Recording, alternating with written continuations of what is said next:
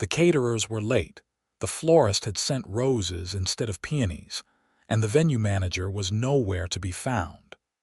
Violet James gripped her clipboard tightly as she surveyed the elegant ballroom of the Grand Meridian Hotel, mentally checking off items on her ever-growing to-do list. As the owner of Perfect Moments, Seattle's premier event planning company, Violet had organized countless engagement parties, but this particular celebration for Harper Zimmerman was quickly turning into a logistical nightmare. "I specifically requested blush peonies, not these pink roses," Violet explained to the florist's assistant, who looked like she might burst into tears at any moment. Harper was very clear about what she wanted. "I'm so sorry, Miss James. There was a mix-up at the warehouse. We can try to source some peonies, but I can't promise anything on such short notice." Violet took a deep breath. "It's fine. Let's work with what we have. Maybe we can rearrange them to create a similar effect." Just as Violet was about to tackle the next crisis, the ballroom doors swung open with such force that several staff members stopped to look. A tall man in an impeccably tailored charcoal suit strode in, his presence commanding attention without effort. His dark brown hair was styled perfectly, and his sharp jawline tensed as his gaze swept across the room before landing on Violet. "Who's in charge here?" His deep voice carried across the space. Violet squared her shoulders and walked toward him. "I am Violet James, owner of Perfect Moments."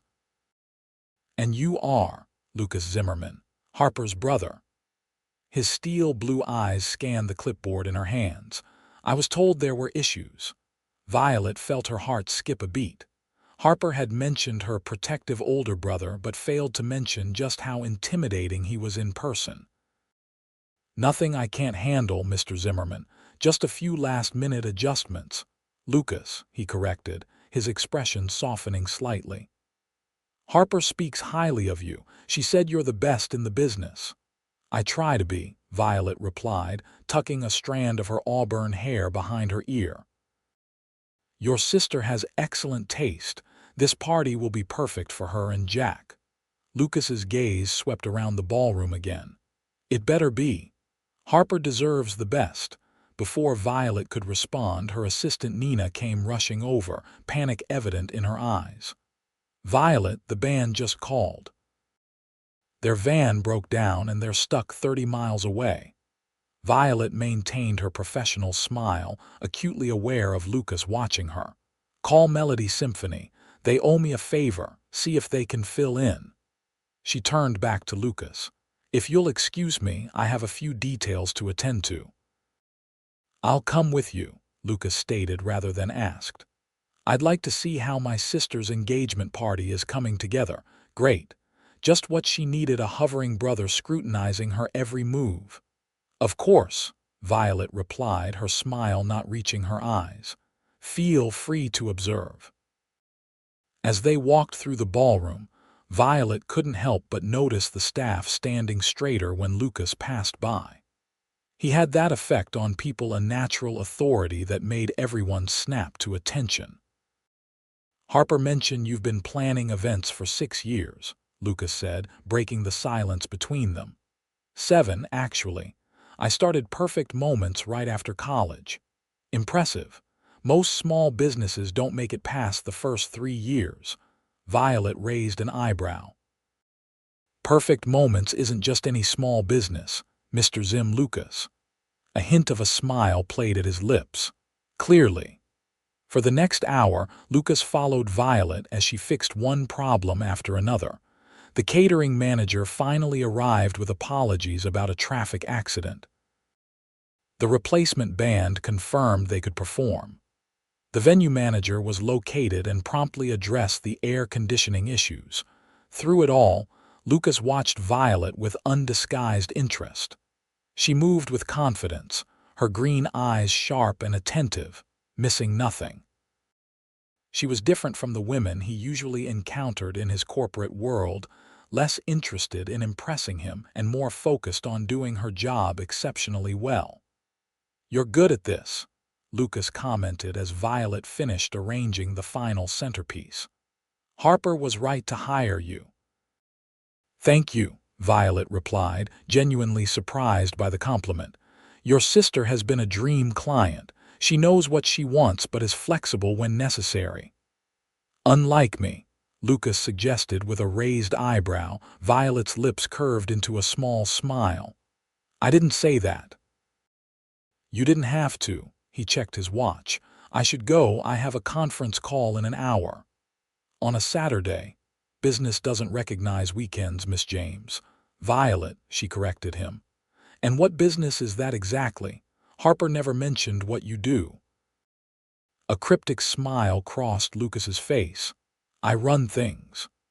With that vague response, he handed her his business card. "Call me if there are any other issues before tonight." Violet glanced down at the sleek black card in her hand. "Lucas Zimmerman, CEO, Zenith Enterprises." She almost dropped the card in shock. Zenith Enterprises was one of the largest shipping and logistics companies in the country, with interests spanning multiple industries. She just spent an hour being scrutinized by one of the most powerful CEOs in Seattle. "Will you be attending tonight?" Violet asked, trying to regain her composure. "Of course. Harper would never forgive me if I missed it." He studied her for a moment longer than necessary. "I look forward to seeing the finished product, Violet." After Lucas left, Violet leaned against a nearby table, letting out a long breath. Nina appeared by her side, eyes wide. Was that Lucas Zimmerman? As in, Zenith Enterprises Lucas Zimmerman. Violet nodded, still staring at the business card. "Apparently so. He's on the cover of Business Monthly this month. How did Harper never mention her brother is basically Seattle royalty?" "She did mention he was overprotective and successful," Violet mused. "I guess I didn't realize just how successful." Nina grinned. "And gorgeous. Did you see those eyes? Like looking into the Arctic Ocean." "I was a bit busy saving Harper's engagement party to notice his eyes, Nina," Violet lied, having very much noticed his striking blue eyes. "Now, let's get back to work. We have 4 hours before guests arrive." But as Violet returned to her checklist, she couldn't help but think about Lucas Zimmerman and wonder if he would indeed be watching her work tonight. Lucas strode into his downtown penthouse office at Zenith Tower, loosening his tie as he closed the door behind him. His executive assistant, Marcus, looked up from his desk in the outer office. "How's the party preparation going?" Marcus asked, handing Lucas a stack of documents that needed signatures. "Chaotic, but under control." Lucas took the papers and headed toward his office. "The event planner seems competent." "Just competent." Marcus raised an eyebrow, following Lucas into the spacious corner office with floor-to-ceiling windows overlooking Elliott Bay. Lucas paused before answering. "She's impressive, actually. Violet James knows what she's doing." "Violet James of Perfect Moments?" Marcus asked. "We considered her firm for the company's anniversary gala last year." "Why didn't we hire her?" "Budget constraints. Her firm isn't the cheapest in town, but they have an excellent reputation." Lucas nodded thoughtfully as he settled into his leather chair. "Pull her file. I want to see what we have on her." Marcus gave him a knowing look. "Any particular reason?" "Harper's engagement party tonight isn't the only event I'm planning," Lucas replied, his expression giving nothing away. "I'm considering using her services for something else." "I'll have the file sent to your email within the hour," Marcus said, retreating from the office. Once alone, Lucas swiveled his chair to face the panoramic view of the city. The truth was, Violet James had caught his attention in a way few women did these days. In his position, Lucas had become accustomed to people either intimidated by his wealth or attempting to use him for it. Violet had treated him like any other client's concerned family member with professional courtesy, but no special deference. It was refreshing and intriguing. Lucas turned back to his computer and began typing an email to his sister. While Harper's engagement party was tonight, Lucas had been planning something else for months now, a major announcement of his own that would reshape Zenith Enterprises' future. Perhaps Violet James could play a role in that plan as well. His phone rang, interrupting his thoughts. "Zimmerman," he answered. "Mr. Zimmerman, this is Richard Gordon from the board. We need to discuss the Singapore merger before Monday's announcement." Lucas glanced at his watch. He had exactly 3 hours before he needed to be back at the Grand Meridian for Harper's party. "You have 20 minutes, Richard. Then I have a personal commitment I can't break." As Lucas dove into the complex details of Zenith's latest acquisition, thoughts of Violet James lingered at the edges of his mind. He had a feeling their paths would cross again, and soon. The Grand Meridian Hotel ballroom had been transformed. Soft lighting cast a warm glow over the elegant space, where crystal chandeliers sparkled above round tables dressed in champagne-colored linens. Centerpieces of blush roses arranged artfully to mimic the fullness of peonies adorned each table, surrounded by flickering candles. A string quartet played gentle melodies as waitstaff circulated with trays of champagne and hors d'oeuvres. Violet stood discreetly near the entrance, watching guests arrive. Her emerald green dress, a rare concession to vanity for a client event, complemented her auburn hair and allowed her to blend in while still looking professional. Everything was running smoothly so far, and Harper had been delighted with the arrangements despite the last-minute changes. "You've outdone yourself," a familiar deep voice said from behind her. Violet turned to find Lucas Zimmerman looking devastatingly handsome in a black tuxedo. His blue eyes seemed even more intense in the evening light. "Thank you," she replied. "Though I can't take credit for how well the roses worked out. Sometimes improvisations turn out better than the original plan." "A valuable skill in any business," Lucas commented, taking 2 champagne flutes from a passing server and offering one to Violet. She hesitated before accepting. "I don't usually drink at events I'm managing. One sip to toast my sister's happiness," Lucas suggested, his expression softening. "You've earned it." Violet relented, taking the glass. "To Harper and Jack." "To Harper and Jack," Lucas echoed, clinking his glass against hers. As they both sipped, his eyes never left her face. "Your sister looks beautiful," Violet said, nodding toward Harper, who was radiant in a blush-colored dress, her hand tucked into her fiancé's arm as they greeted guests. "She does," Lucas agreed. "She's always been the heart of our family. After our parents passed away 10 years ago, I worried she'd lose that light, but she never did." Violet hadn't known about Harper and Lucas losing their parents. It explained the protective nature both siblings had mentioned. "I'm sorry about your parents. That must have been difficult." Lucas nodded, his expression momentarily vulnerable before his professional mask slipped back into place.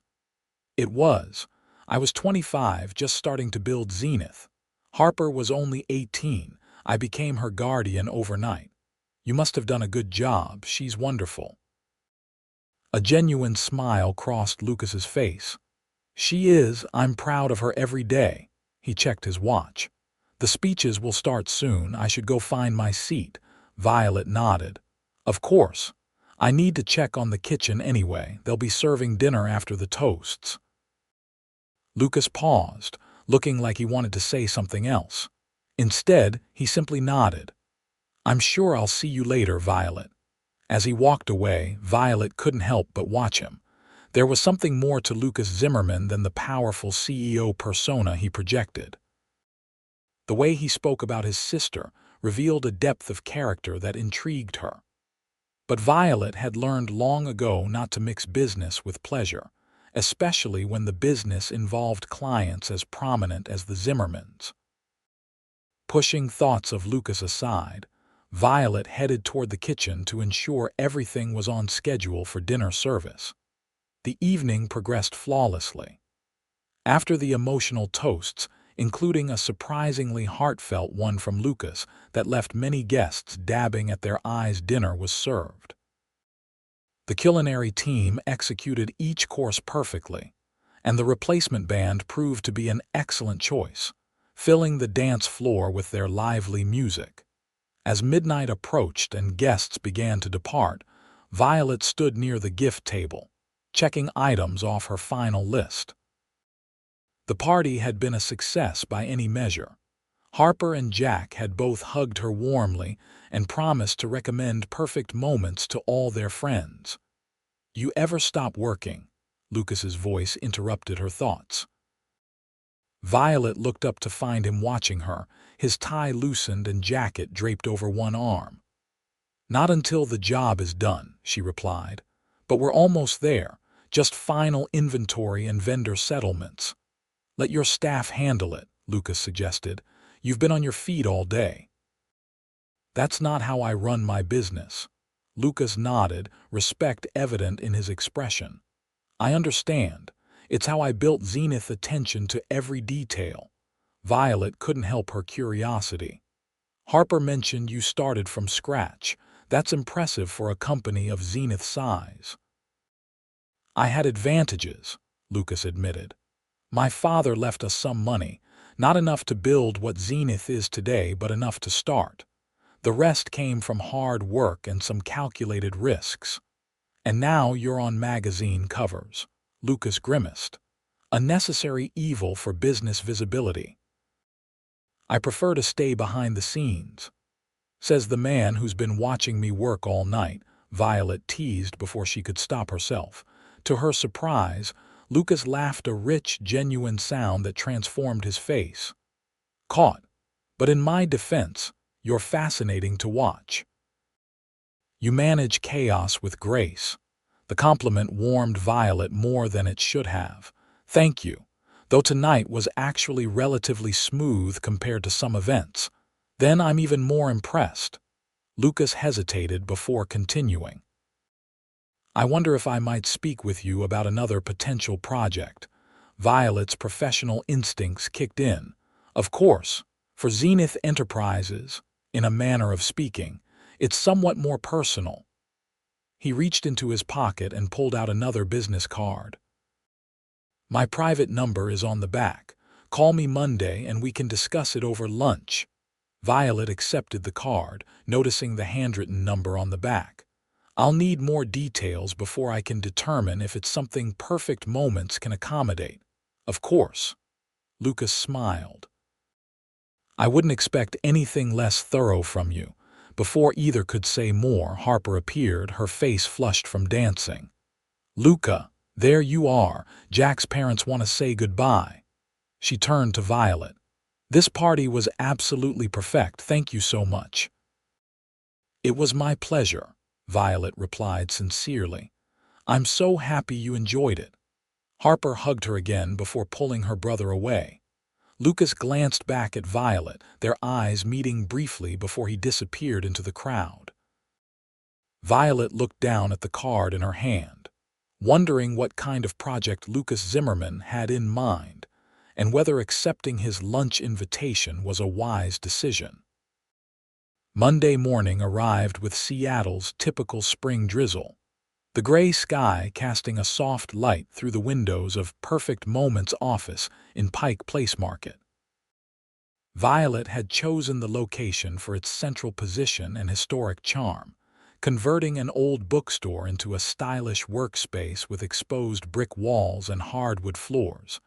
Nina brought in Violet's usual morning latte, setting it on the antique desk. "So, are you going to call him?" Violet looked up from her computer. "Call who? Don't play dumb with me," Nina replied, perching on the edge of the desk. "Lucas Zimmerman. I saw him give you his card Saturday night," Violet sighed. Nothing escaped Nina's notice. "It's professional, Nina." He mentioned another project he wants to discuss. Sure, professional, Nina made air quotes. The way he looked at you all night was definitely professional. He wasn't, Violet began. He absolutely was, Nina interrupted. And don't try to tell me you didn't notice how gorgeous he is. I'm not blind, Violet admitted. But I don't mix business with pleasure, you know that. Nina rolled her eyes. That rule has cost you relationships before. Maybe it's time to reconsider. The rule exists for good reasons. Violet picked up Lucas's card, running her finger over the embossed logo. Besides, men like Lucas Zimmerman don't date women like me. What does that even mean? He's Seattle's most eligible bachelor. A billionaire CEO. I'm sure he dates supermodels or heiresses. Nina snorted. You sell yourself short. You're beautiful, smart, and you run a successful business. Why wouldn't he be interested? Violet didn't have a good answer for that. The truth was, she'd sensed something between them, a spark of connection that went beyond client and vendor. But she'd learned the hard way that business relationships needed clear boundaries. I'll call him, Violet decided. But only about the project. Nina grinned. Whatever you say, boss. After Nina left her office, Violet picked up her phone and dialed the number Lucas had written on the back of his card. Her heart raced as the phone rang once, twice Zimmerman. His deep voice answered on the third ring. Lucas, it's Violet James from Perfect Moments. Violet. His tone warmed immediately. I'm glad you called. You mentioned a project you wanted to discuss. Yes, are you available for lunch today? The Georgian at the Fairmont Olympic. The Georgian was one of Seattle's finest restaurants. That would be fine. What time? 1 o'clock. I have a meeting that should wrap up by then. 1 works for me, Violet replied, trying to keep her voice professional despite the flutter of anticipation in her stomach. Excellent. I'll make the reservation. Lucas paused. I'm looking forward to it, Violet. After they hung up, Violet stared at her phone. This was just business, she reminded herself. But as she returned to her work, she couldn't help wondering what kind of project required a discussion at one of Seattle's most romantic restaurants. The Georgian at the Fairmont Olympic Hotel embodied old-world elegance, with soaring ceilings, crystal chandeliers, and impeccable service. Violet arrived precisely at 1, wearing a tailored navy blue dress that projected professionalism while still flattering her figure. The maitre d' led her to a corner table where Lucas was already seated, rising as she approached. He wore a charcoal suit that complemented his broad shoulders, his presence drawing glances from other diners. Violet, he greeted her, pulling out her chair. Thank you for making time in your schedule. Of course, she replied, settling into her seat. I'm curious about this project of yours. Lucas smiled as he sat across from her. Straight to business, I admire that. A waiter appeared with water and menus, explaining the day's specials before discreetly withdrawing. How's the follow-up from Harper's party going? Lucas asked, his blue eyes studying her face. Smoothly. All vendors have been paid and the final invoice was sent to your sister this morning. She called me yesterday, still raving about how perfect everything was. Violet smiled genuinely. I'm glad. Harper was a wonderful client. And now you're wondering if I'll be a difficult one, Lucas suggested, a hint of amusement in his expression. I wouldn't presume, Violet replied diplomatically. Lucas chuckled. I appreciate the tact, but we both know I was rather involved on Saturday. Protective, Violet corrected. Of your sister. It's understandable. The waiter returned for their orders. Lucas requested the seared salmon, while Violet chose the spring vegetable risotto. Once they were alone again, Lucas leaned forward slightly. The project I wanted to discuss is actually quite significant. Zenith Enterprises is celebrating its 15-year anniversary in 3 months. I want to host an event that serves multiple purposes." "What kind of purposes?" Violet asked, slipping into professional mode. "First, to thank our employees and key partners for their loyalty. Second, to announce a major company restructuring and new direction. And third," he paused, "to introduce my successor as CEO." Violet couldn't hide her surprise. "You're stepping down, transitioning," Lucas clarified. "I'll remain as chairman, but I'm ready to focus on other aspects of life beyond day-to-day operations." "I see." Violet's mind was already racing with possibilities. "How many guests are you anticipating?" "Approximately 300. It needs to be elegant but not ostentatious, something that honors our past while looking toward the future." "And the timeline?" 3 months is tight for an event of this scale." "I know," Lucas admitted. "That's why I need the best." He reached into his jacket pocket and withdrew a folder. "This contains the basic parameters, budget, and my initial thoughts. The budget is flexible if you present compelling reasons." Violet accepted the folder, impressed by his preparation. "I'll need to review this and prepare a proposal. Would next week be acceptable?" "Sooner would be better," Lucas replied. "I'd like to secure your services before word gets out about the transition. Once it does, there will be significant press interest." Their food arrived, momentarily pausing their conversation. Once the waiter departed, Violet continued. "I understand the sensitivity. I can have a preliminary proposal by Thursday." She took a bite of her risotto, which was perfectly creamy with vibrant spring vegetables. "Thank you." Lucas seemed to relax slightly. "Now that the business portion is addressed, perhaps we could enjoy our lunch." Violet smiled cautiously. "Of course." "Tell me about how you started Perfect Moments," Lucas suggested. "Harper mentioned it began as a one-woman operation." "It did," Violet confirmed. "I studied business administration in college, but always had a talent for organization and details. During my senior year, I planned my roommate's wedding on a tiny budget, and it was featured in a local magazine. That led to more requests, and by graduation, I had enough clients to start my own company instead of joining a corporate firm like most of my classmates." "Brave choice," Lucas commented. "Most graduates prefer the security of an established company." "Security never appealed to me as much as building something of my own," Violet admitted. "My father owned a small hardware store in Tacoma. He taught me that being your own boss meant taking risks, but the rewards were worth it." "Is he still in business?" Violet's expression softened with sadness. "No, he passed away 5 years ago, heart attack. My mother sold the store afterward." "I'm sorry," Lucas said, genuine sympathy in his voice. "Losing a parent changes you." "It does," Violet agreed. "It made me more determined to make Perfect Moments succeed. Dad always believed in me." Lucas nodded, understanding. "After my parents died, Zenith became more than just a business to me. It was their legacy that I needed to preserve for Harper's future." "You've certainly done that," Violet said, "though it must have been difficult balancing a growing company with raising your sister." "The hardest thing I've ever done," Lucas admitted.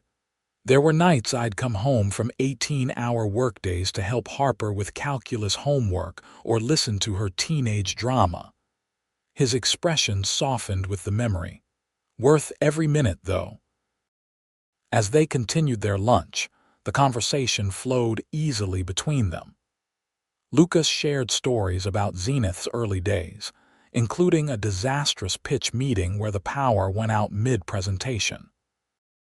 Violet told him about some of her more challenging clients, including a bride who changed her entire color scheme the day before her wedding. By the time dessert arrived, a chocolate soufflé, they agreed to share. Violet realized she'd enjoyed herself far more than expected.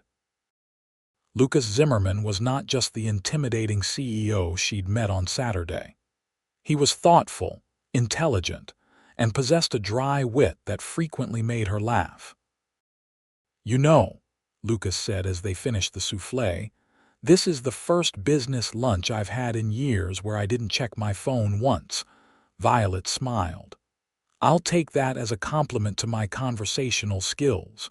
You should." His blue eyes held hers for a moment longer than necessary. "I find you fascinating, Violet James."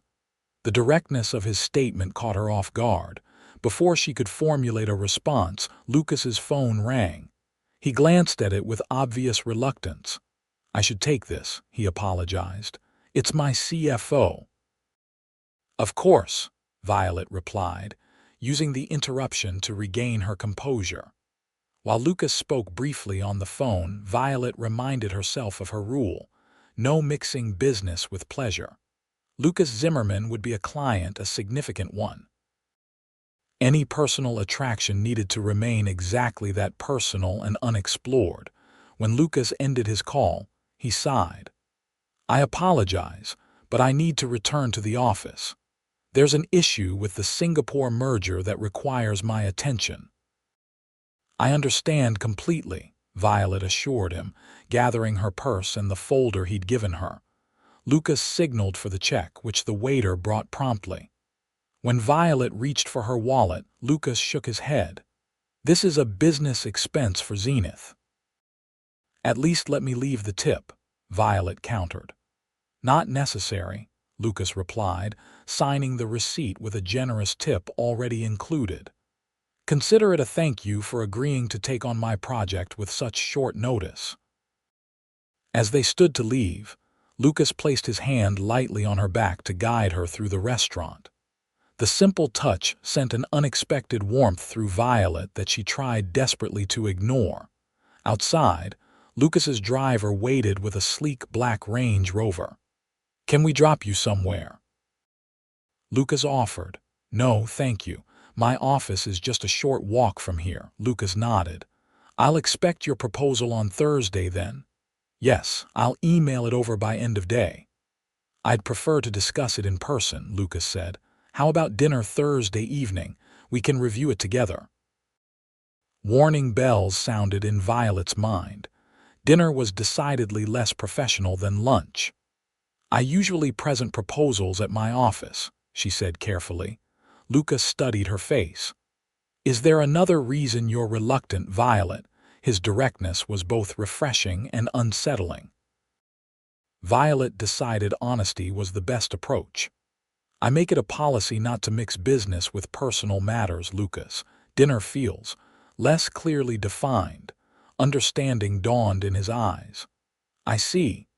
And if I admitted that I find you intriguing beyond our professional relationship?" Violet's heart raced. "Then I'd have to decline your project, which would be disappointing professionally."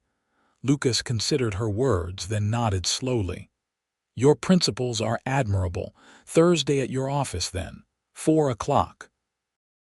"That would be fine," Violet replied, relieved he hadn't pushed the issue.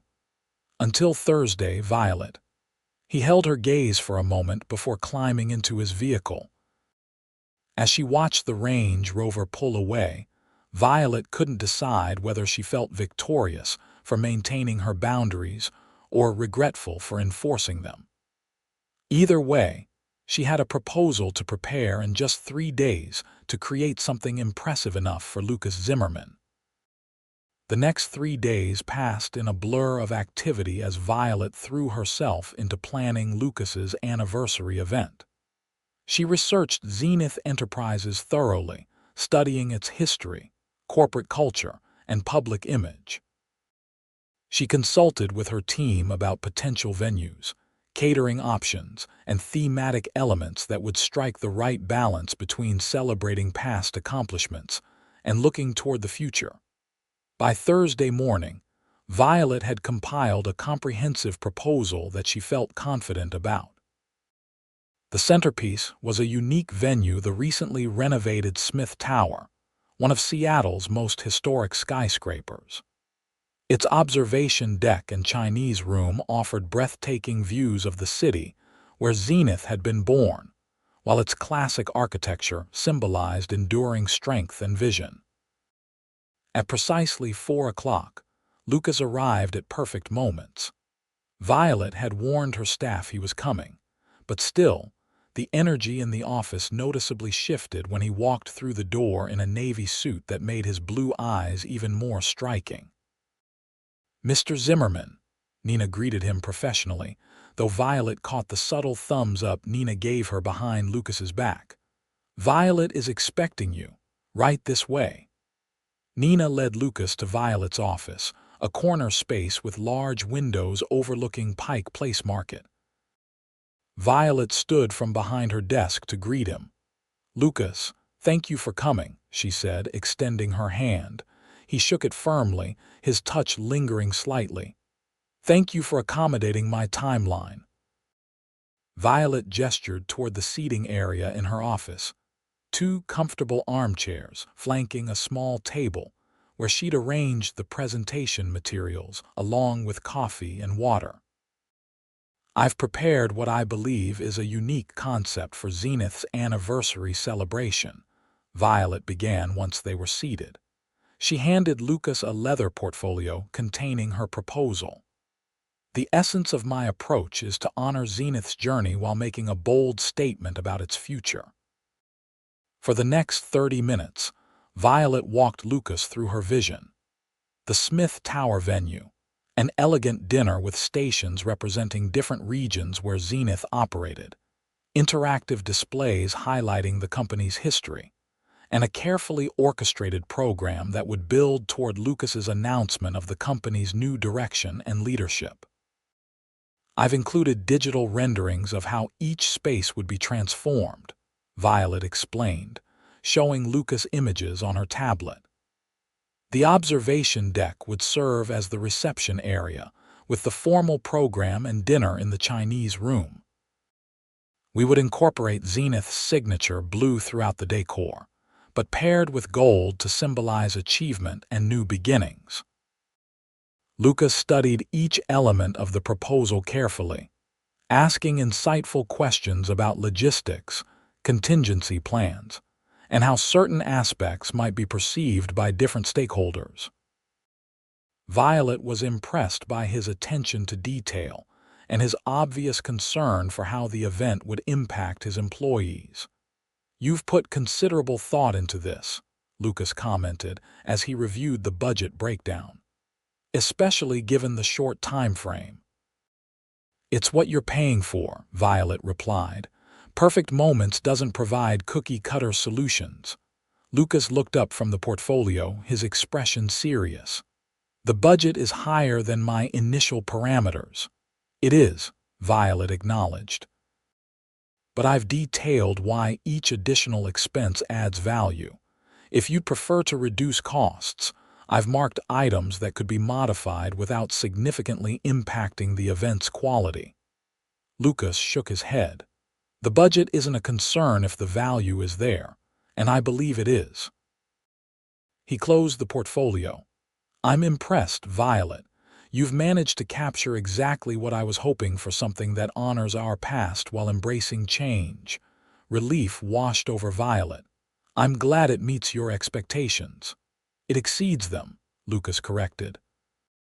"I'd like to move forward with Perfect Moments handling this event." "Wonderful," Violet replied with a genuine smile. "I'll have the contract prepared tomorrow." "There's one element missing from your proposal," Lucas said, his expression unreadable. Violet frowned, mentally reviewing the comprehensive document. "What's that?" "Your personal involvement. Will you be handling this event yourself or delegating to your staff?" "For a project of this significance, I would oversee everything personally," Violet assured him. "My team would assist, but I would be your primary contact and present for all major decisions and the event itself." Lucas nodded, seeming satisfied. "Good. That's what I was hoping for." Something in his tone made Violet wonder if there was more to his question than professional concern, but she kept her expression neutral. "Is there anything else you'd like to discuss about the proposal?" "Not at the moment," Lucas replied, standing. I think we have a solid foundation to build on. Violet stood as well, extending her hand. I'm looking forward to working with you, Lucas. He took her hand, but instead of shaking it, he held it for a moment. I have one more question, but it's not about the proposal. Violet felt her pulse quicken. Oh, would you have dinner with me tonight, Violet? Not to discuss business, just dinner. The directness of his question caught her off guard. Lucas, I thought I explained. You explained that you don't mix business with personal matters, he interrupted gently. I respect that, but I'd like to know you better outside of our professional relationship. If I say yes, it complicates things, Violet pointed out. Life is complicated, Lucas countered. That doesn't mean we should avoid the things or people that interest us. Violet considered his words. The attraction between them was undeniable, and Lucas's straightforward approach was refreshingly honest. Still, years of maintaining strict boundaries made her hesitate. I don't know, she admitted finally. Lucas smiled slightly. That's not a no. It's not a yes either. Fair enough. He released her hand. How about this? I have a dinner reservation at Canley's at 8 o'clock. If you decide you'd like to join me, they'll be expecting you. If not, I'll enjoy a meal alone and we'll proceed with our business relationship as planned. No pressure, no expectations. The offer gave her an easy out, which Violet appreciated. That's very understanding of you. I didn't build Zenith by being inflexible, Lucas replied. Sometimes the best strategy is patience. He moved toward the door, then paused. Either way, I look forward to working with you on the anniversary event, Violet. After he left, Violet sank back into her chair, her mind racing. Nina appeared in the doorway moments later, curiosity written all over her face. Well, did he like the proposal? He approved it, Violet confirmed. We'll start work tomorrow. Nina studied her friend's expression. And something else happened, I can tell by your face. Violet sighed. He asked me to dinner. A personal dinner, not business. Nina's eyes widened. What did you say? I didn't give him an answer. He said he has a reservation at Canley's at 8 and I can join him if I want to. If you want to, Nina repeated incredulously. Of course you want to. He's gorgeous, successful, and clearly interested in you. He's also now our client, Nina. You know my rule. Nina sat on the edge of Violet's desk. Maybe some rules are meant to be broken, or at least bent a little. The rule exists because mixing business with pleasure gets messy, Violet reminded her. Remember Jason Richardson? Nina winced. Jason had been a client whose wedding Violet had planned 3 years ago. After his divorce 6 months later, he'd blamed Violet for creating a fantasy that couldn't be sustained in real life, and had tried to sue Perfect Moments for the return of his fee. Lucas Zimmerman isn't Jason Richardson, Nina pointed out. For one thing, we're not planning his wedding. For another, he seems like a man who takes responsibility for his own decisions. Violet couldn't argue with that assessment. Throughout their interactions, Lucas had demonstrated integrity and directness. He wasn't trying to hide his interest in her or pressure her into reciprocating. I don't know what to do, Violet admitted. Nina smiled sympathetically. Yes, you do. You're just scared. Wouldn't you be? He's Lucas Zimmerman. I'd be terrified, Nina agreed, but I'd still go to that dinner. After Nina left, Violet tried to focus on other work, but her mind kept returning to Lucas's invitation. By 6:30, she found herself at home, staring at her closet and wondering what one wore to a maybe date with a billionaire CEO at Seattle's most prestigious restaurant. At 7:45, a sleek black dress and carefully applied makeup later, Violet handed her keys to the valet at Canley's. The landmark restaurant perched on the hillside overlooking Lake Union was known as much for its spectacular views as for its impeccable cuisine. Violet took a deep breath before entering, still not entirely convinced she was making the right decision. "Good evening," the host greeted her. "Do you have a reservation?" "I'm meeting Mr. Zimmerman," Violet replied, half expecting to be told he'd already left or never arrived. The host's expression warmed. "Of course, Miss James. Mr. Zimmerman is expecting you. Please follow me."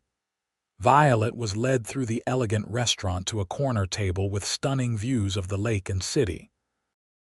Lucas stood as she approached, and the genuine pleasure in his eyes eased some of her nervousness. "You came," he said simply. "I did," Violet replied, "though I'm still not sure it's wise." Lucas smiled as he held her chair. The best experiences rarely start with certainty.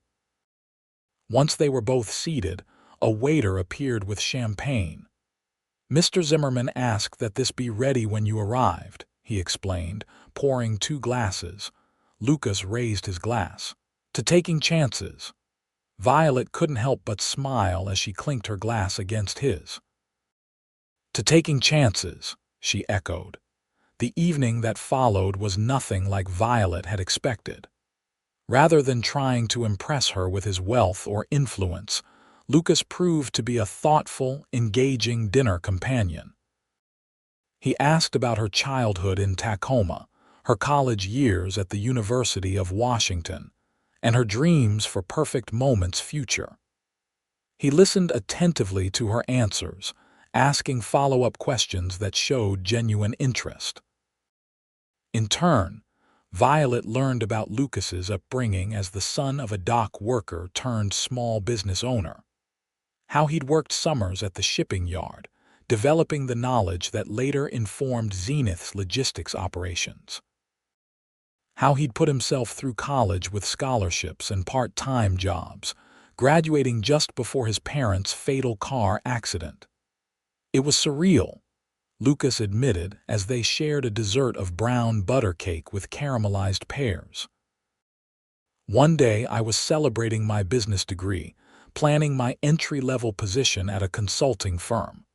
The next, I was the guardian of my teenage sister and the owner of my father's struggling shipping company." "How did you manage?" Violet asked, genuinely curious. Lucas's expression turned reflective.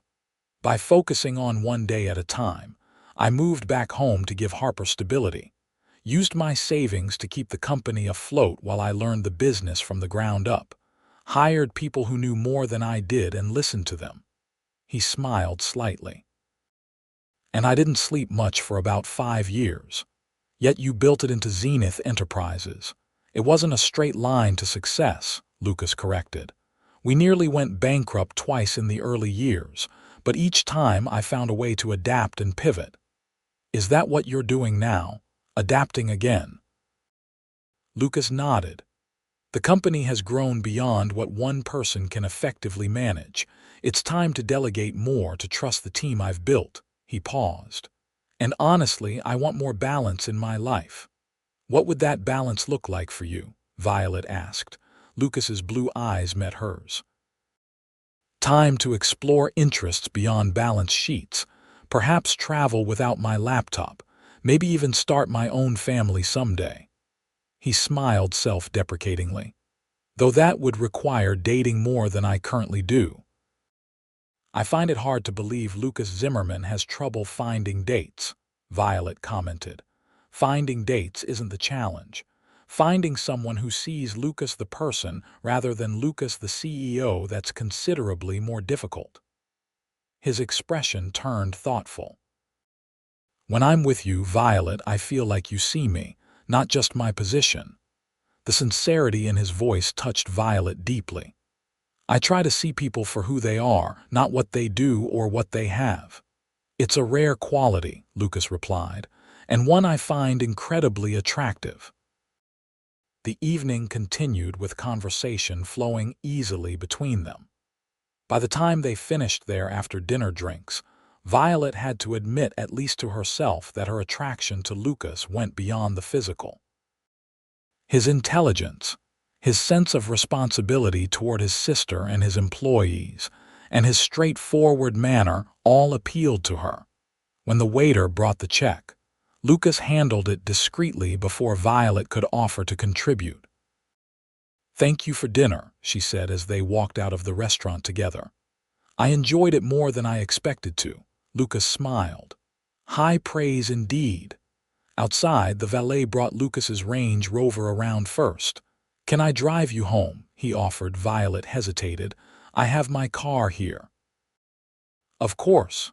If he was disappointed, Lucas didn't show it. "Then I'll say good night here." He stepped closer, and Violet's breath caught as he gently tucked a strand of hair behind her ear. "Thank you for taking a chance tonight, Violet." Before she could respond, he leaned in and kissed her cheek, his lips lingering just long enough to send a warmth spreading through her. "Good night, Lucas," she managed to say, her voice steadier than she felt. "I'll call you tomorrow about the contract," he replied, stepping back.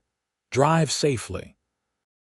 As Violet watched his car pull away, she touched her cheek where his lips had been. One dinner, she told herself. One dinner didn't have to change anything. But as she drove home through the Seattle night, she knew that something had already changed, whether she was ready for it or not. Over the next few weeks, Violet found herself in a delicate balancing act. During business hours, she maintained strict professionalism when dealing with Lucas about the Zenith anniversary event. They had regular meetings to discuss vendors, design elements, and the program flow, all conducted with appropriate business decorum. But there were also dinners, walks along the waterfront, and even a Sunday sailing trip on Lucas's boat, moments away from work when they were simply Violet and Lucas, two people exploring a growing connection. During these times, Violet discovered a side of Lucas that few people ever saw: playful, relaxed, and surprisingly down to earth, despite his wealth. "You're different when you're not in CEO mode," Violet observed as they walked along Alki Beach one evening, the Seattle skyline glittering across the water. Lucas smiled. "Is that a good thing or a bad thing?" "Good," Violet decided. "You laugh more. Your shoulders aren't so tense." "Being Lucas instead of Mr. Zimmerman has its advantages," he admitted, taking her hand as they walked. "Though I've been Mr. Zimmerman for so long that sometimes I forget how to just be Lucas." "Well, I prefer Lucas," Violet said, squeezing his hand. "Though Mr. Zimmerman has his charms too." Lucas stopped walking, turning to face her. In the soft glow of the beach lights, his blue eyes were intense. "And what exactly do you find charming about Mr. Zimmerman?" "His confidence," Violet replied honestly. "The way he walks into a room and everyone notices how decisive he is," she smiled. "The way he looks in a suit doesn't hurt either." Lucas stepped closer. "And Lucas, what do you find charming about him?" Violet's heart raced at his proximity. "His kindness. How he listens, really listens when people speak. The way he cares for his sister." She paused. "And how he never makes me feel like I need to be anything other than who I am."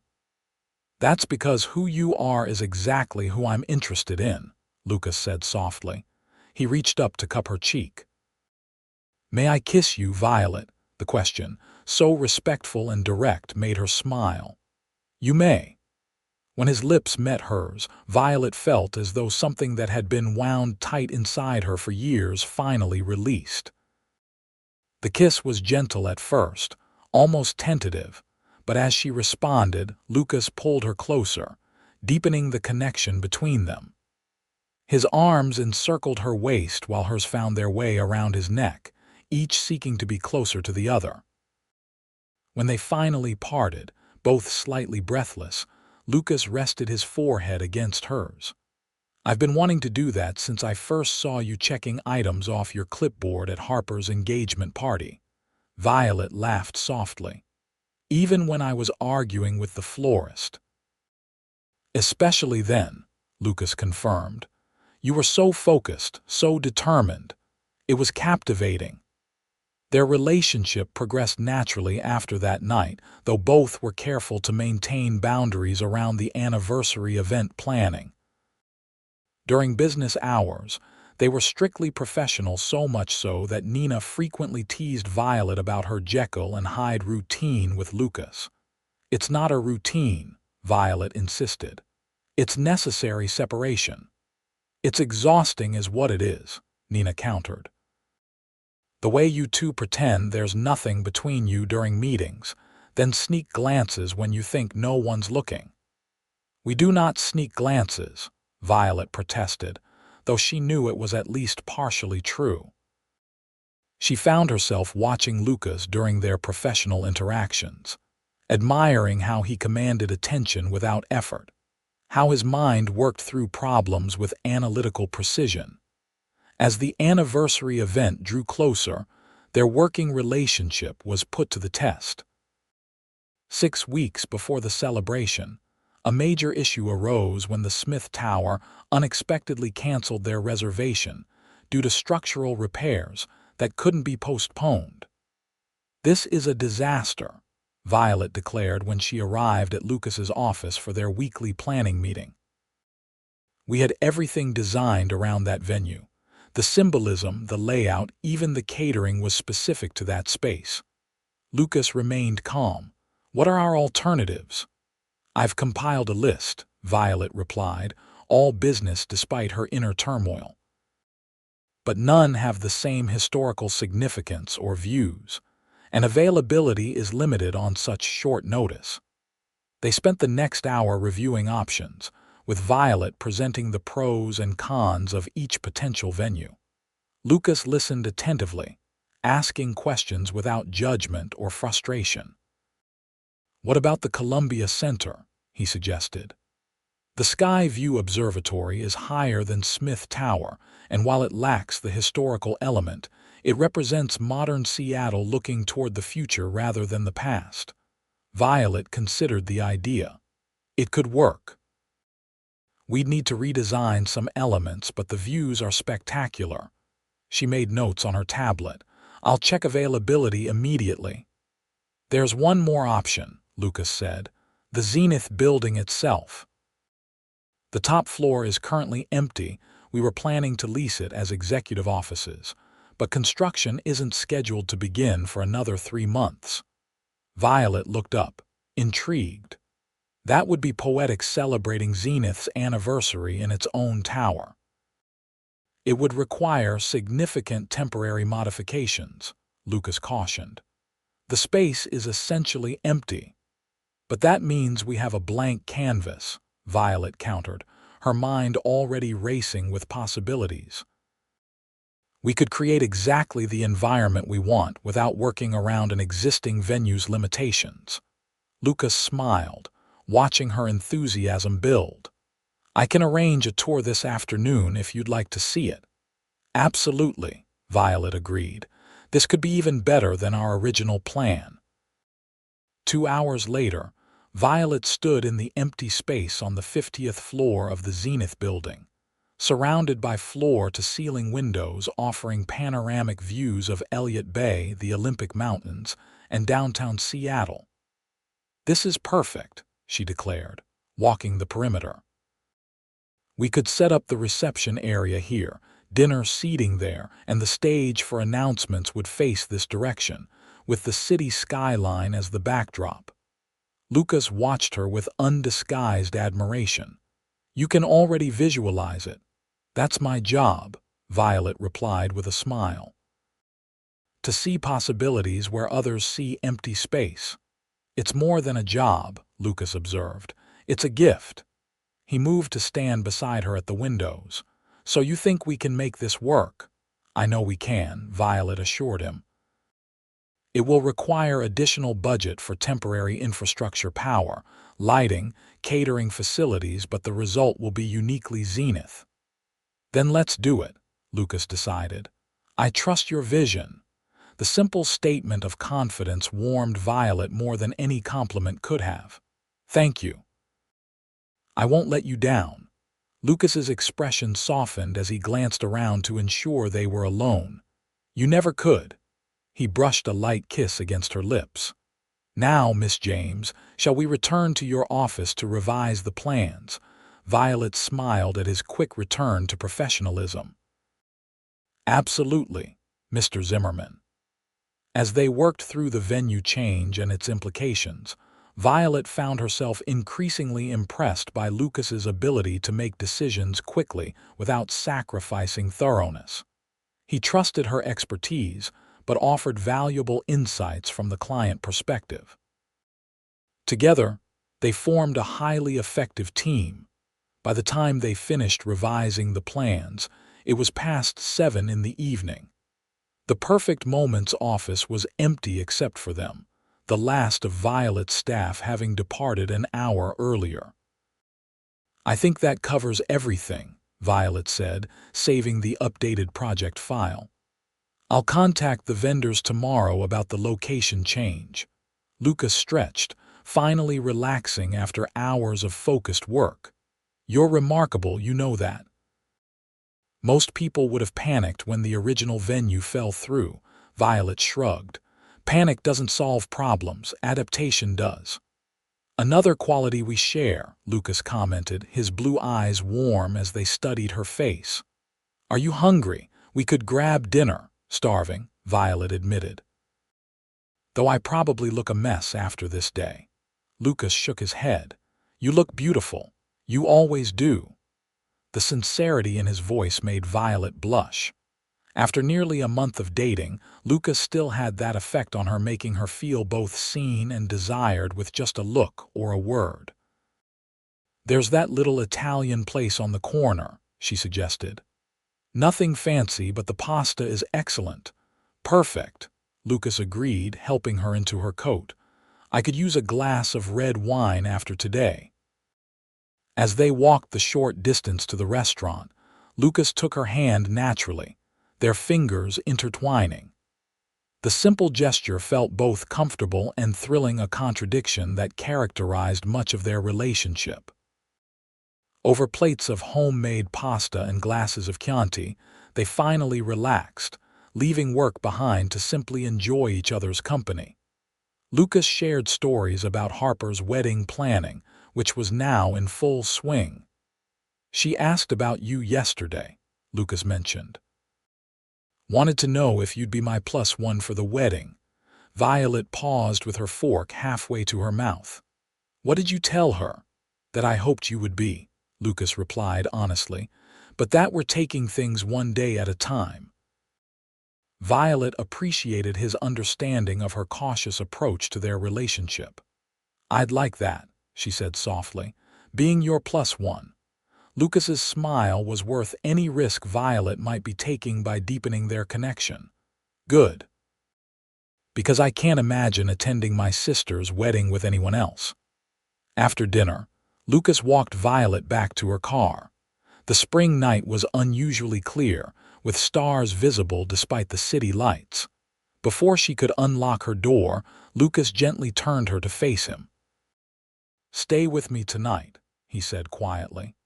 "Not for any particular reason except that I'm not ready to say goodnight yet." The invitation was tempting. They had not yet spent the night together, both tacitly agreeing to take the physical aspect of their relationship slowly. But the look in Lucas's eyes, vulnerable and hopeful, made Violet's resolve waver. "Just to sleep," Lucas added, seeming to sense her hesitation. "I promise to be a gentleman." Violet smiled, reaching up to touch his face. "What if I don't want you to be a complete gentleman?" she asked softly.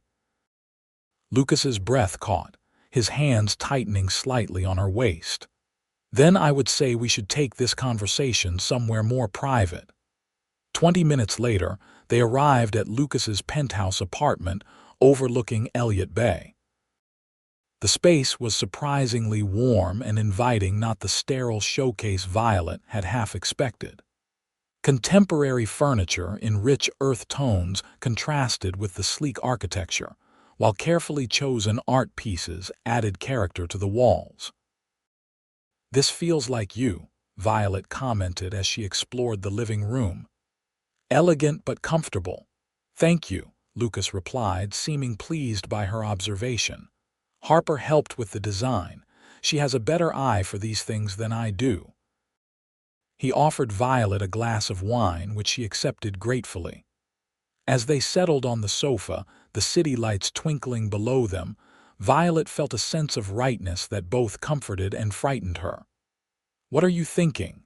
Lucas asked, his arm draped casually across her shoulders. "That this feels significant," Violet admitted. "Being here with you." Lucas nodded, understanding her meaning. "It is significant, at least for me." "For me too," Violet acknowledged. "I don't usually let myself get involved with clients." "Is that what I am to you, a client?"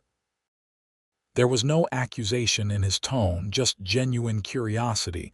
Violet turned to face him more fully. "You know you're more than that, but it's complicated." "Life usually is," Lucas replied. He set down his wine glass and took her hand. "Violet, I want to be clear about something.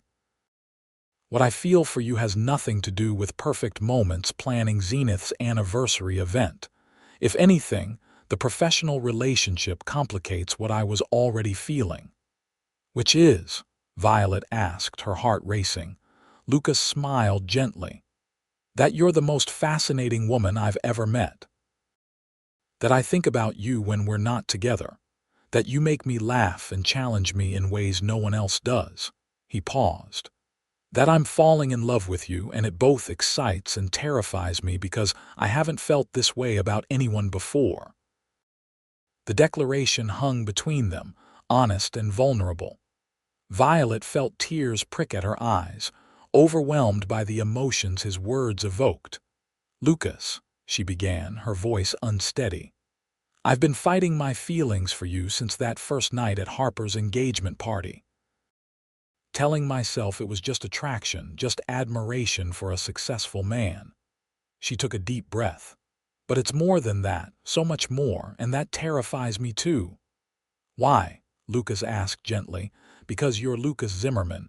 Your world is so different from mine.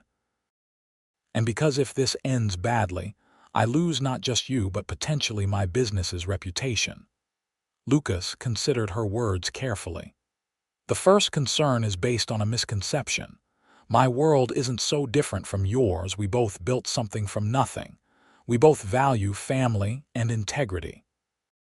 He squeezed her hand. "As for the second concern, I understand it.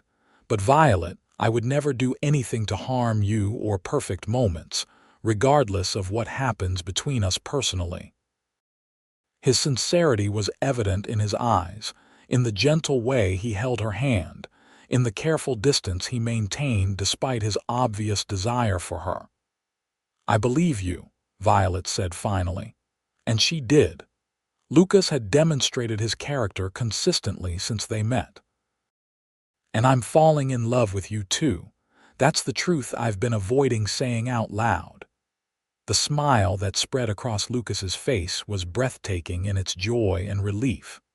He pulled her into his arms, holding her close as though she were precious beyond measure. "Then perhaps we should stop worrying about all the reasons this might not work," he suggested, his voice rough with emotion, "and focus instead on all the reasons it could." As his lips found hers, gentle at first and then with increasing passion, Violet surrendered to the feelings she'd been holding at bay. Whatever challenges they might face, whatever complications their professional relationship might create, the connection between them was worth exploring, worth fighting for. Later, as they lay tangled together in Lucas's bed, the city lights casting a soft glow through the windows, Violet traced lazy patterns on his chest. "What happens after the anniversary event?" she asked quietly. Lucas pressed a kiss to her hair. "Professionally, perfect moments will have successfully executed a high-profile corporate event that will likely lead to more business. Personally," he tilted her face up to his, "that depends on what you want, Violet." "What if I want this?" she asked. "Us, despite all the complications." "Then we figure it out together," Lucas replied simply. "Day by day." As Violet drifted toward sleep in Lucas's arms, she realized that for the first time in years, she was letting her heart lead instead of her business sense. It was terrifying and exhilarating and felt absolutely right. The weeks leading up to Zenith's anniversary celebration flew by in a whirlwind of activity. Transforming the empty top floor of the Zenith building into a sophisticated event space proved challenging but rewarding. Violet worked tirelessly, coordinating contractors, designers, caterers, and entertainers with her usual precision and creativity. Lucas, meanwhile, was consumed with preparing the company for the transition he would announce. Though they saw each other almost daily for event planning and spent many evenings together, both were careful to maintain their professional boundaries during business hours. 2 days before the event, Violet stood in the nearly completed space, surveying the transformation with satisfaction.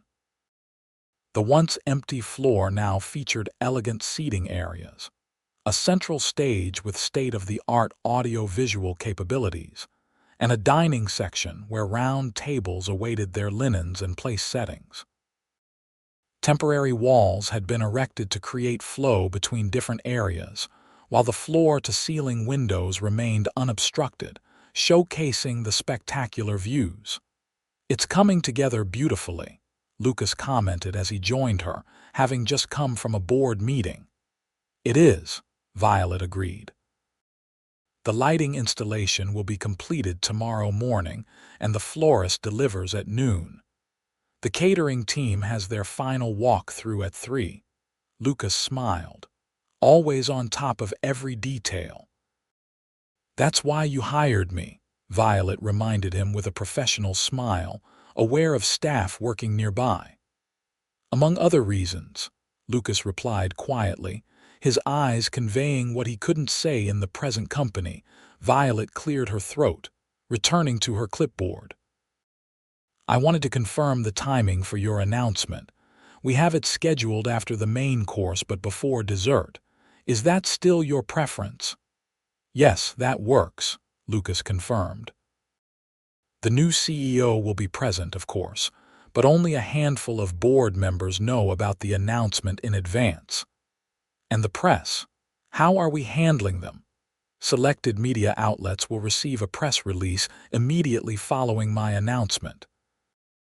We'll have a designated area for brief interviews afterward, but the main focus should remain on celebrating with our employees and partners." Violet nodded, making notes. "Everything's arranged accordingly. We'll have security ensuring only authorized media representatives access that area." As they continued discussing final details, Violet couldn't help but admire how Lucas handled the imminent transition. Despite stepping back from daily operations, his commitment to Zenith's continued success was unwavering. He had spent months preparing his successor, a longtime company executive named David Reynolds, ensuring a smooth handover. "Are you nervous about the announcement?" Violet asked later that evening as they shared a quiet dinner at her apartment. Lucas considered the question. "Not nervous exactly. It's more anticipation. This has been my life for 15 years. Defining myself as something other than Zenith's CEO will take some adjustment." "You'll still be chairman," Violet pointed out. "Still involved in major decisions." "True, but it's different." Lucas reached for her hand across the table. "A good different, though. I'm ready for this change." "What will you do with all your free time?" Violet teased. Lucas's expression turned serious. "I have some ideas. Travel, certainly. There are places I've visited only for business that I'd like to experience properly." He paused, his thumb tracing circles on her palm. "And I'd like to focus on building a life outside of Zenith. A personal life." The implication hung between them, neither needing to verbalize it. Their relationship had deepened significantly over the past weeks, moving from cautious exploration to something that felt increasingly permanent. "That sounds like a good plan," Violet replied softly. Lucas smiled. "I think so too." The night of the anniversary celebration arrived with perfect weather-clear skies offering unobstructed views of the sunset over Puget Sound. As guests began to arrive, Violet, dressed in a sleek midnight blue gown that complemented Zenith's corporate colors, supervised last-minute details while maintaining a serene exterior. The transformed space looked even more spectacular than she had envisioned. Soft lighting created an intimate atmosphere despite the large area, while strategic spotlights highlighted architectural features and art installations that told Zenith's story. Live musicians played subdued jazz as waitstaff circulated with champagne and hors d'oeuvres. Lucas arrived precisely on schedule, looking commanding in a custom tuxedo. He greeted Violet professionally, though his eyes conveyed his personal appreciation of her appearance. "Everything looks perfect," he told her, voice pitched for her ears alone. "You've outdone yourself." "Thank you," Violet replied. "The guest list is at 98% confirmed attendance. The only notable absence is the transportation secretary who sent his deputy instead." Lucas nodded. "No matter. The important people are here." As he moved through the space to greet early arrivals, Violet watched him with undisguised admiration. Lucas embodied confidence without arrogance, authority tempered with genuine interest in others. He remembered names, asked thoughtful questions, and made each person feel valued from board members to long-serving employees. The evening progressed smoothly through cocktails, dinner service, and the formal program acknowledging Zenith's history and accomplishments. Violet monitored every detail from a discreet position near the back of the room, directing her staff through subtle signals and occasional whispered instructions. Finally, the moment arrived for Lucas's announcement. Violet felt a flutter of nervous excitement as he took the stage, commanding attention without raising his voice. 15 years ago, Zenith began as a small shipping operation with 3 vessels and a warehouse on the docks, Lucas began, his voice carrying clearly through the room. "Today, we span continents, employ thousands, and have diversified into logistics, technology, and infrastructure development." He paused, looking around the room at the attentive faces. This growth didn't happen by accident, nor was it the work of a single person. It happened because of the people in this room and thousands more around the world who couldn't be here tonight. Your dedication, your innovation, your commitment to excellence has built Zenith into what it is today. Approving murmurs and subtle nods greeted his words. Lucas continued, his expression growing more serious. "For 15 years, I've had the privilege of serving as Zenith's CEO. It has been the greatest professional honor of my life. But companies, like people, must evolve to thrive, and leadership must evolve as well." A hush fell over the room as understanding began to dawn on those who hadn't been previously informed. "Therefore, I'm announcing tonight that effective next month, I will be transitioning from CEO to Executive Chairman of Zenith Enterprises." Lucas paused as surprised whispers rippled through the audience. "This transition has been carefully planned for over a year, with the full support of our board of directors." He gestured toward a distinguished man in his mid-50s seated at one of the front tables. "I'm pleased to announce that David Reynolds, our current Chief Operating Officer, will be assuming the role of CEO. David has been with Zenith for 12 years and has been instrumental in our expansion across Asia and Europe. His vision, integrity, and leadership skills make him the ideal person to guide Zenith into its next chapter." David stood to acknowledge the announcement, receiving polite applause that grew stronger as Lucas continued outlining his qualifications and achievements. While I'm stepping back from daily operations, Lucas concluded, my commitment to Zenith's success remains unwavering. As executive chairman, I will focus on long-term strategy and new opportunities, while supporting David and his team in executing our shared vision for Zenith's future. He raised his glass. Please join me in celebrating not just Zenith's past 15 years, but the exciting journey ahead under David's leadership. The room erupted in applause as guests rose to their feet. Violet watched with pride as Lucas handled the moment with perfect grace, acknowledging the accomplishment, while transferring authority with confidence and genuine support. The remainder of the evening was a whirlwind of congratulations, questions, and impromptu interviews with the selected media representatives. Through it all, Lucas maintained his composure, answering questions thoughtfully while consistently highlighting David's qualifications and the company's bright future. By midnight, as the last guests departed and the staff began discreet cleanup, Violet found Lucas alone on the terrace, gazing out at the city lights. "How are you feeling?" she asked softly, joining him at the railing. Lucas turned to her, his expression peaceful. "Lighter. Like I've set down a weight I've been carrying for years." He reached for her hand.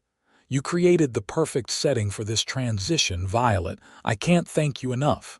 "Just doing my job," she replied with a smile. "Far more than that," Lucas countered. "You understood what this moment needed to be, not just professionally but personally. You made this feel like a celebration, not a farewell." Violet squeezed his hand. "Because it's not a farewell, it's a beginning."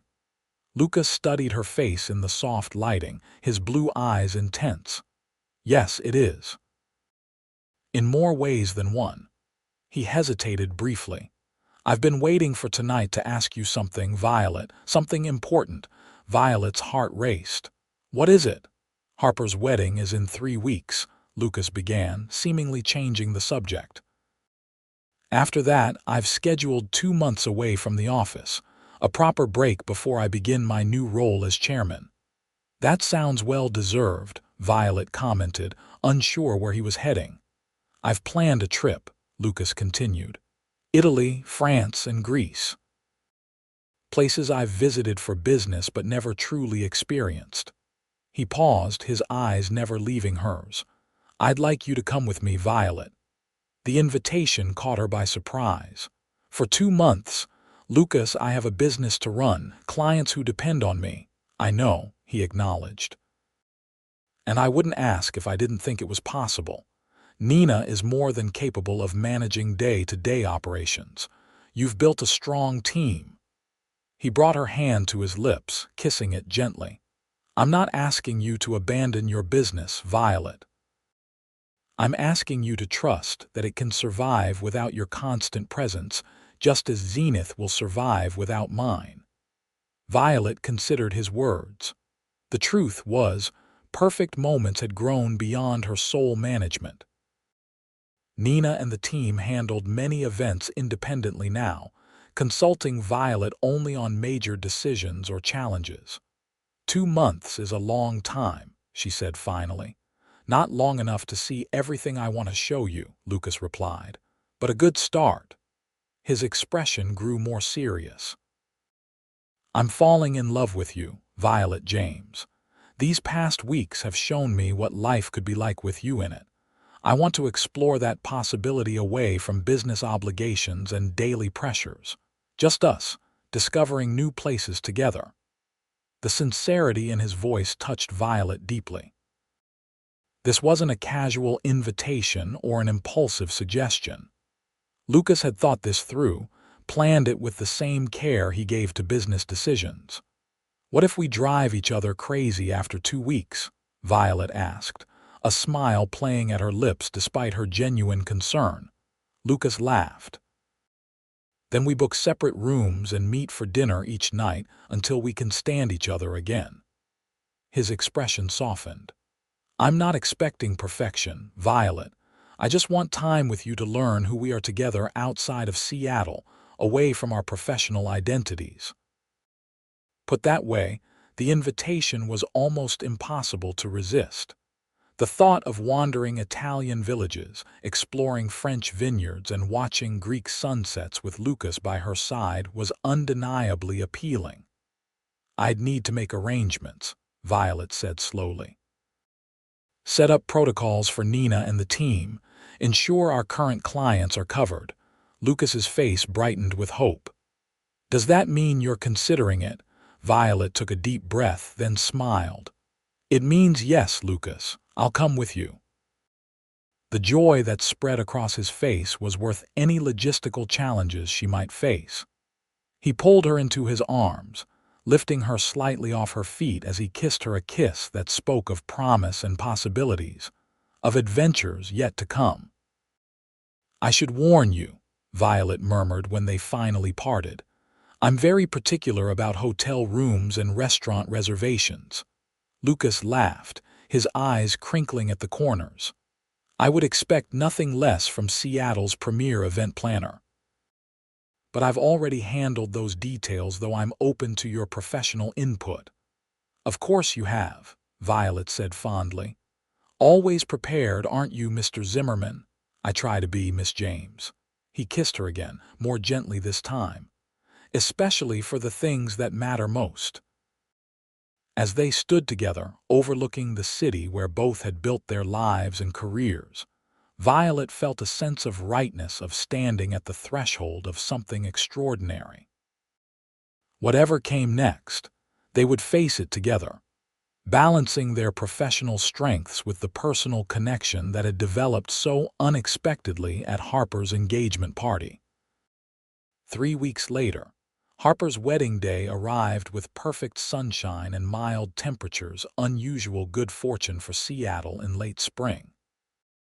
The ceremony, held at the Volunteer Park Conservatory, was intimate and deeply personal, with flowers cascading from the glass ceiling and soft music filling the space. Violet, seated beside Lucas in the front row, felt a wave of emotion as Harper walked down the aisle on her brother's arm.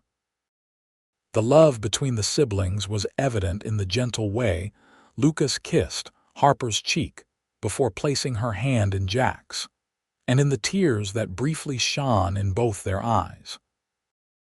The reception, at a nearby historic mansion, was elegant yet relaxed, with guests mingling on the garden terrace before dinner.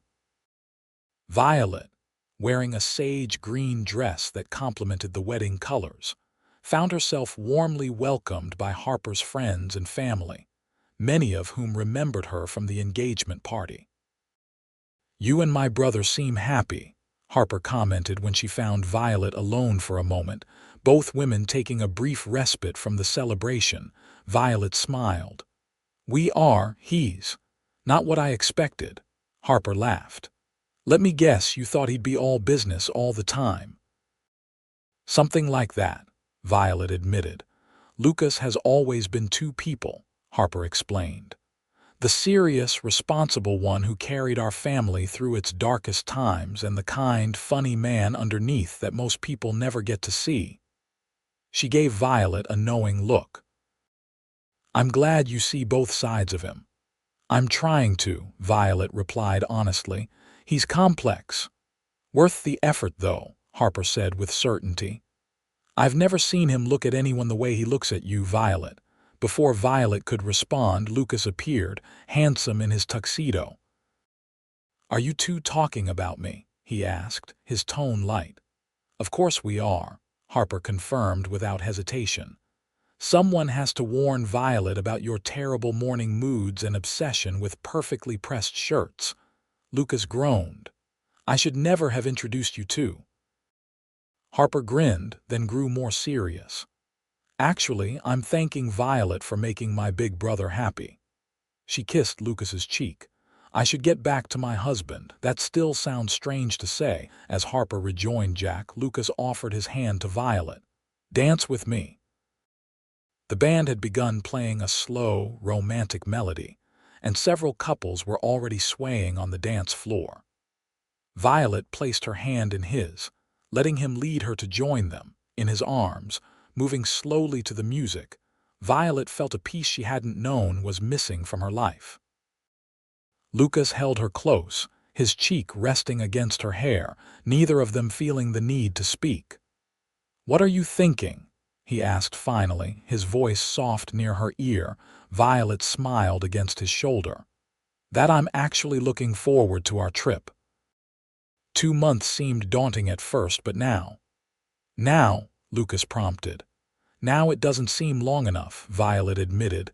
Lucas pulled back slightly to look into her eyes. "It's just the beginning, Violet, if that's what you want." The certainty in his voice, the tenderness in his gaze, made her heart swell with emotion. "It is what I want," she replied simply. His smile warm, genuine, and just for her was all the response she needed. As the music continued, Lucas held her a little closer, and Violet knew she had found something precious. A partnership based on mutual respect, shared values, and growing love.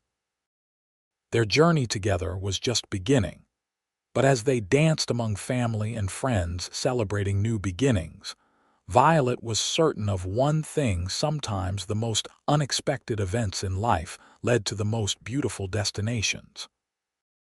1 year later, Violet stood on the terrace of a Tuscan villa, watching the sunset paint the rolling hills in shades of gold and amber. The air was warm, scented with rosemary and lavender from the garden below. In her hand, she held a glass of local wine. On her left hand, a platinum engagement ring caught the fading light.